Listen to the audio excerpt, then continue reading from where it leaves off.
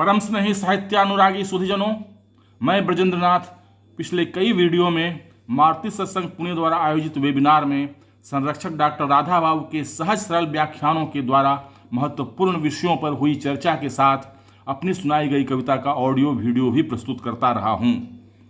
इस संस्करण में मैं 16 फरवरी सरस्वती पूजा के दिन उनके प्रवचनों का ऑडियो और अपनी कविता का वीडियो प्रस्तुत कर रहा हूं। आपके बहुमूल्य विचारों का हमेशा इंतजार रहेगा। आप इस तस्वीर में मारुति सत्संग पुणे के तत्वावधान में गूगल मीट के माध्यम से आयोजित एक तस्वीर की झलक देख रहे हैं।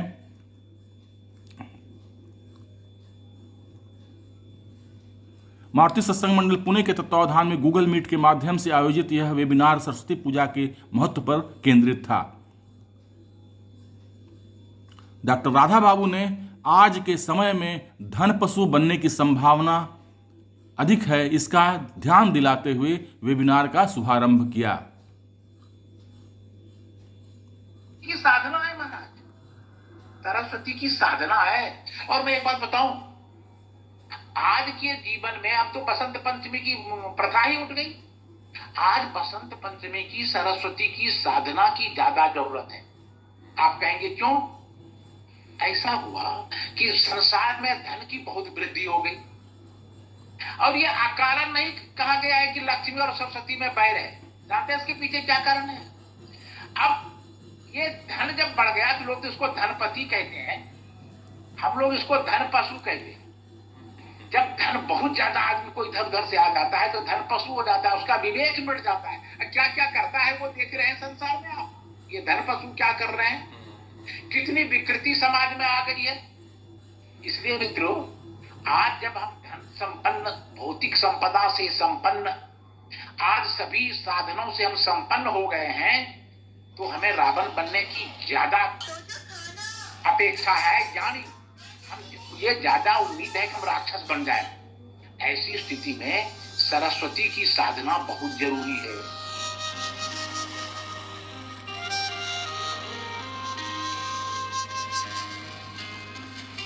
डॉक्टर राधा बाबू ने पुस्तक को अपने जीवन का आधार बनाने पर बल दिया। आज सामाजिक विकृति, पारिवारिक विकृति, मानवीय विकृति इतनी बढ़ गई है ना। अब मैं कह रहा हूं, सरस्वती के हाथ में जो पुस्तक है ना, वो कह रही है माता कि तुम अपने हाथ में पुस्तक रखो, यानी पुस्तक को अपना मित्र बनाओ, पुस्तक को अपनी पुत्री मान लो, पुस्तक को अपनी माता मान लो। अब पुस्तक को वो मानो जो जीवन में सबसे प्रिय है। मैं कहता हूं आप कि पुस्तक को वो बनाइए। सरस्वती जी के हाथ में जो पुस्तक है, वो पुस्तक मेरे जीवन के लिए आधार है। जिसने पुस्तक की संगति कर ली ना, उसके जीवन में सुख ही सुख है, शांति ही शांति। न किसी की कोई कठिनाई, न कुछ वो बोल रहा है, न कुछ कर रहा है। लोग आए तो अरे उसने ये बोल दिया, उसने ये कह दिया, इससे क्या बोले। पुस्तक से बढ़ के, अरे आर दिवाकर बहुत, ये सियाली रामामृत रंगनाथन बहुत बड़े पुस्तकालय अध्यक्ष हुए और उन्होंने इस पर किताब लिखी है, 5 laws of library science. Madras में वो थे पुस्तकालय अध्यक्ष, वो बहुत विश्वविद्यालय में थे। वो जब जाते थे पुस्तकालय में तो जूते को बाहर उतारते थे। उन्होंने आगे भक्त कवि नाभादास द्वारा भक्तमाल की रचना के समय तुलसीदास से संबंधित एक प्रसंग सुनाया। आप भी सुने। विद्या की साधना, इसलिए बसंत पंचमी का यही उद्देश्य है। और सही विद्या आने से क्या, ध्यान से सुनिएगा, हमारे शास्त्र क्या कहते हैं, सही विद्या आने से क्या होता है? कहता है विद्या ददाति विनय। सही विद्या आएगी ना तो आपका जीवन विनयशील हो जाएगा, विनम्रता। आपको लाख बड़े पद पर आप जाएं, कुछ भी हो जाए। देखते हैं विद्या विभूति हमारे पंत प्रधान, प्रधानमंत्री, लगता है कहीं से इतना सा भी अहंकार जिस आदमी को स्पर्श करता हो, क्या ऐसा। बड़े बड़े संतों का जीवन चरित्र पढ़िए, लाल बहादुर शास्त्री आदि आदि लोग, कितने संत थे। वो लोग विद्या की साधना की है उन्होंने। विद्या ददाति विनयम, विद्या सबसे पहले क्या देती है? विनयशीलता। और एक बात मैं बताऊं, जीवन में विनय अगर आ जाए, आप लोग तो पढ़ते होंगे, उस समय हम लोग पढ़ते थे कि that is down needs fear no fall. That is down. जो विनयशील है ना, उसको सबसे वह निश्चित किस चीज में होता है, उसे नीचे गिरने का कोई भय नहीं है। अब जूता को क्या भय रहेगा कि हम कहां गिर रहे हैं, कहां भाई, कुछ नहीं।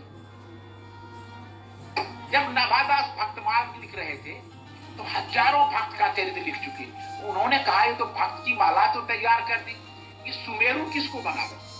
सुमेरु किसको कहते हैं, माला में एक बड़ा दाना होता है ना, उसको सुमेरु कहते हैं। कहीं सुमेरु किसको बनावे। तो उस समय संतों का भंडारा होता था, संतों का भंडारा चल रहा था और लोग सब कुछ थाली में परोस रहे थे।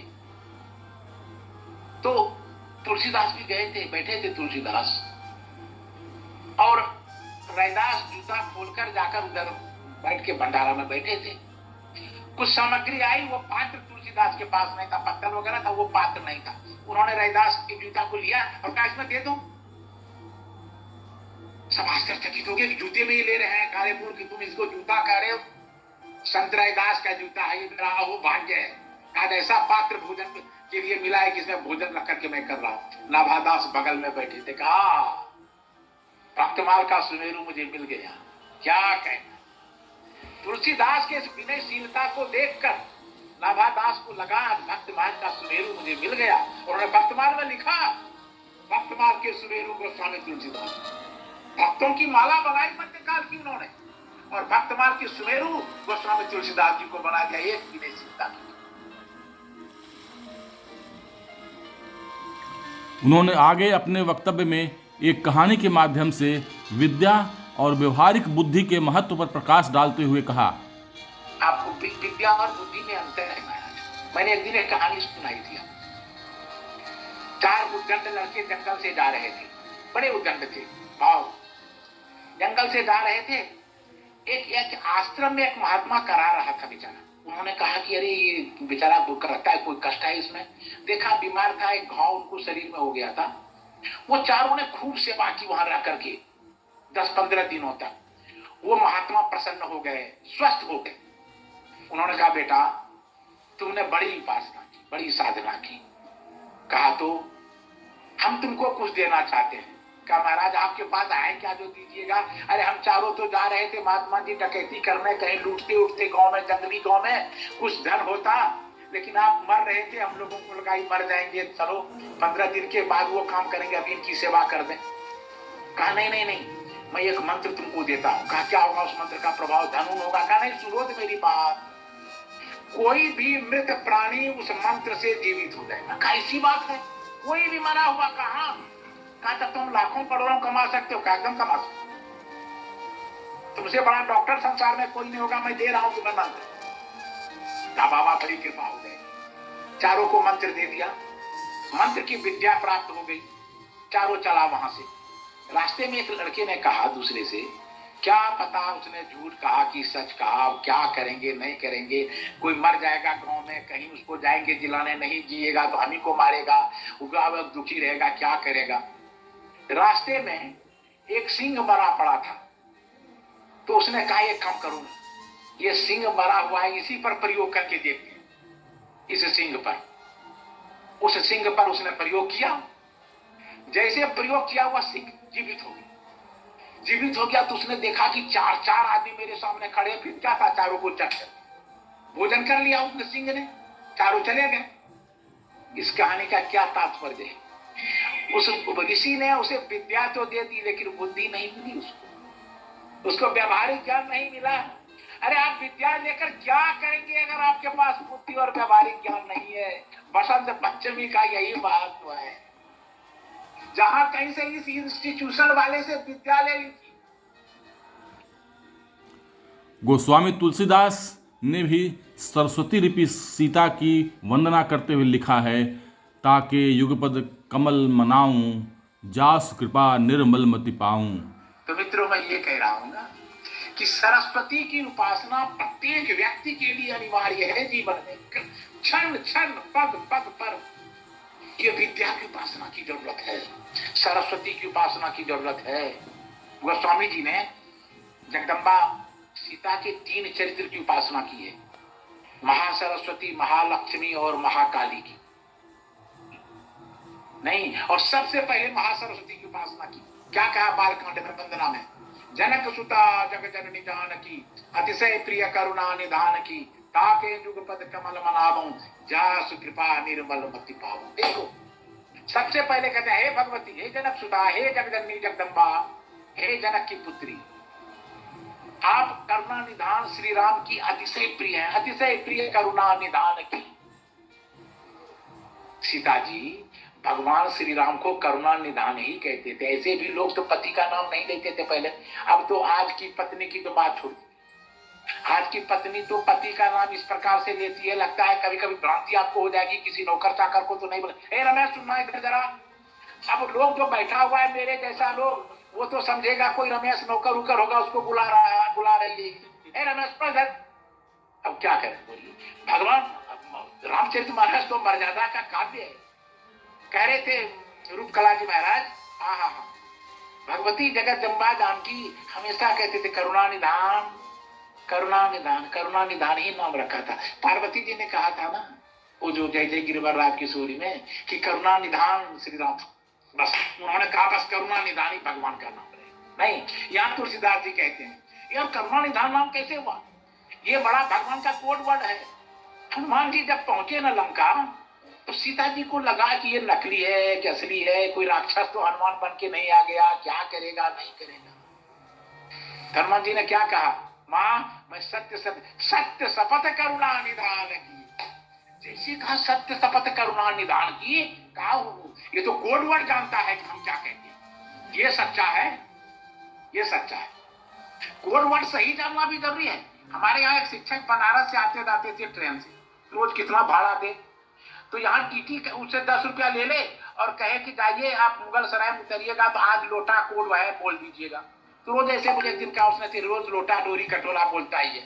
उतरा वहां का टिकट दिखाइए, कहा कटोरा, कहा आइए आप, आज कटोरा उठा नहीं, आप झूठ बोल रहे हैं, कोड वर्ड गलत बोल दिया। उस दिन का लोटा था कोड वर्ड, अब बोल दिया कटोरा, नहीं समझे। तो कोड वर्ड की भी जानकारी जरूरी है। हनुमान जी को पक्का कोड वर्ड मालूम था करुणा निधान की, और करुणा निधान कहा और सीता जी को विश्वास हो गया। तो सत्य शपथ करुणा निधान की, और यहाँ जनक सुता जग जननी जानकी अतिशय प्रिय करुणा निधान की, ताके जुगपद कमल मनावो जासु कृपा निर्मल। हे भगवती मुझे सबसे पहले तो निर्मल मति दो, बुद्धि दो, जिससे मैं राम से, ये गोस्वामी जी सरस्वती रूपी जो सीता जी हैं उनसे ये वंदना कर रहे हैं, ये कर रहे हैं। विद्या के महत्व पर प्रकाश डालते हुए उन्होंने अपना अंतिम वक्तव्य इस प्रकार दिया। और जीवन में जिसके जीवन में विद्या उतर जाती है ना, उसके जीवन में कला समाप्त। जिसके जीवन में विद्या उतर जाती है ना, उसके जीवन की ईर्ष्या समाप्त। जिसके जीवन में विद्या उतर जाती है ना, उसके जीवन की सारी कामनाएं समाप्त। जिसके जीवन में विद्या उतर जाती है ना, उसके जीवन का दुख दुर्भाग्य समाप्त।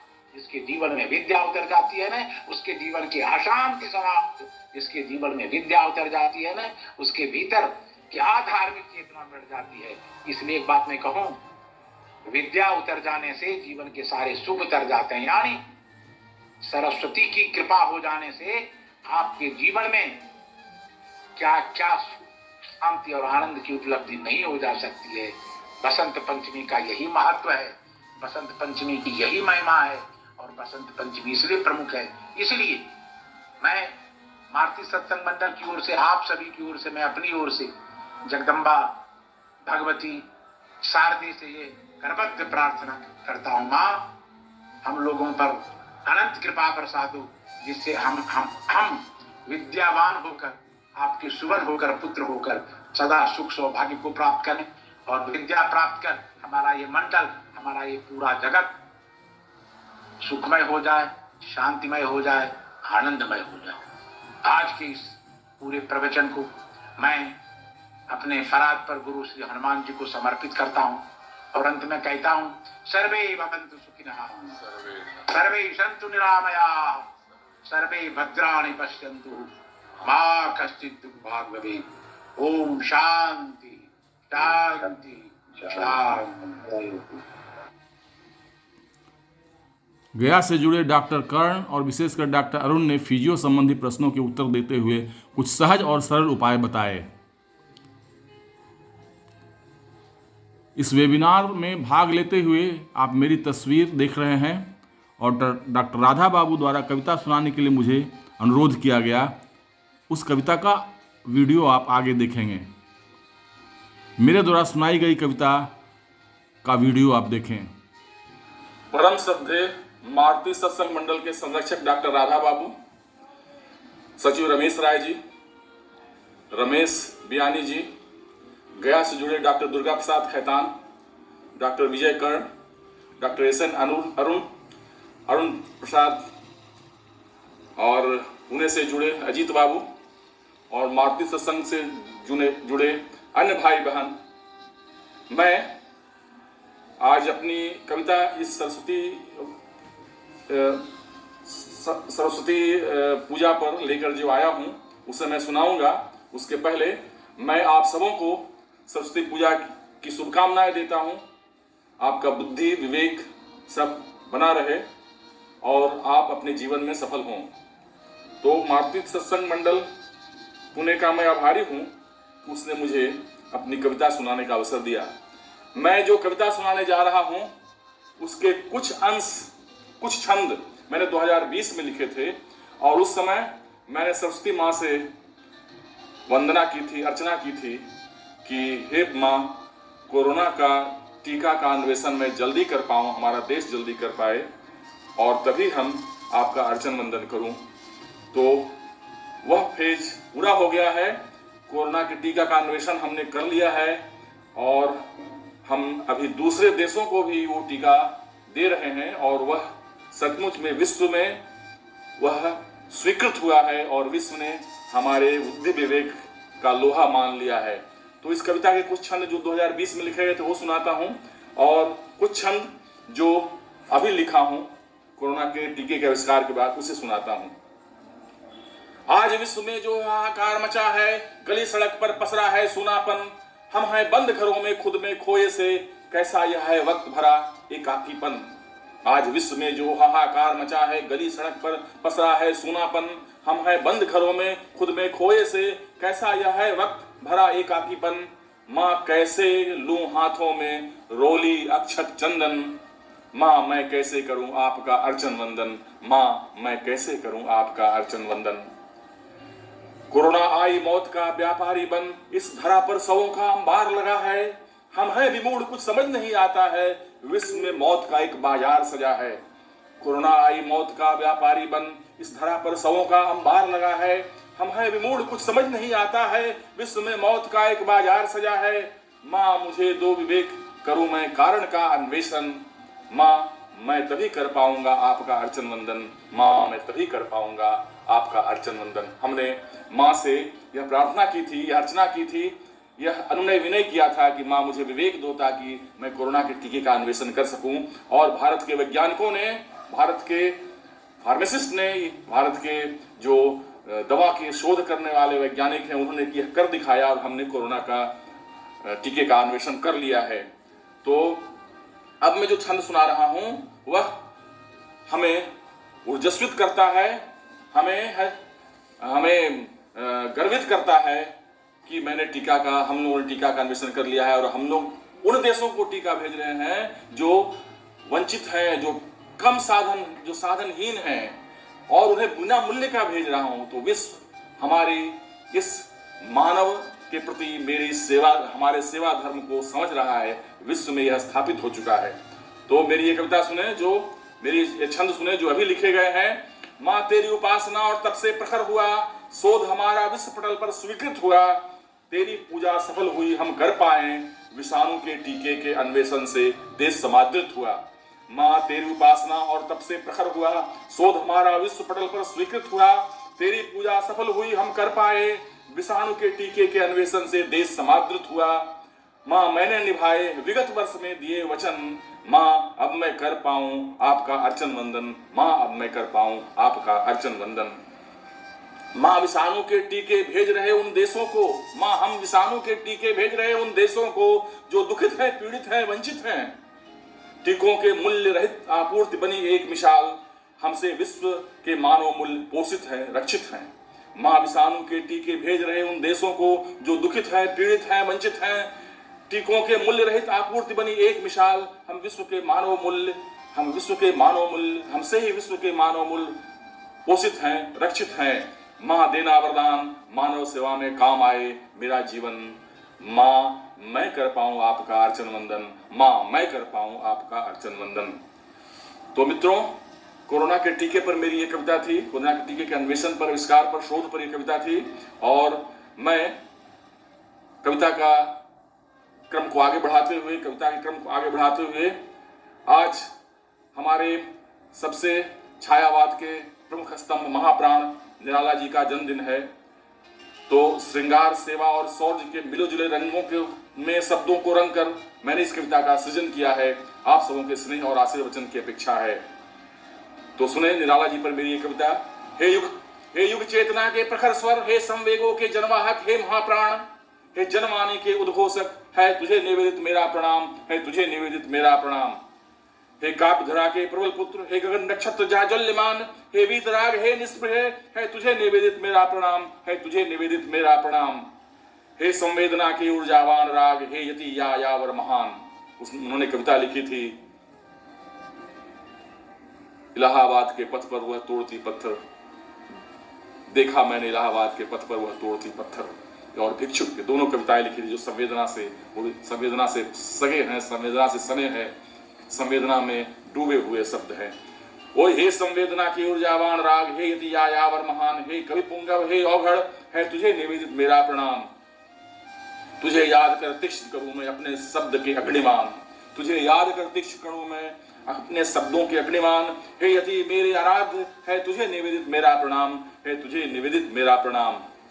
तो निराला जी के प्रति मेरी ये कविता समर्पित है और मैं इसी कविता के साथ मैं अपने शब्दों को विराम देता हूँ। धन्यवाद। मुझे मौका देने के लिए, अवसर देने के लिए आपका बहुत बहुत धन्यवाद, बहुत बहुत धन्यवाद।